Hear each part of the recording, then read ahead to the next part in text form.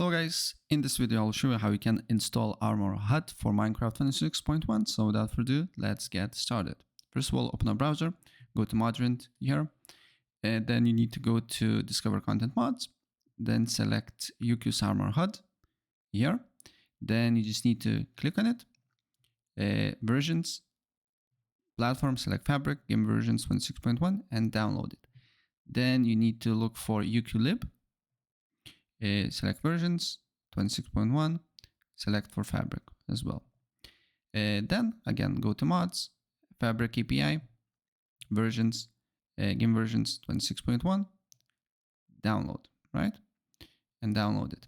Then go to Fabric, mc.net, go to download for Windows, and download installer as well.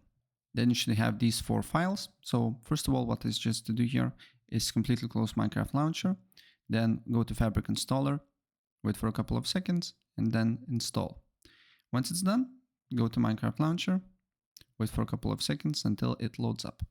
Next step, go to Java Edition, installations here, look for Fabric Loader 26.1, press on folder, go to mods. If you don't see mods folder, just press new and name it mods, and then drag and drop these 3 files that we just downloaded.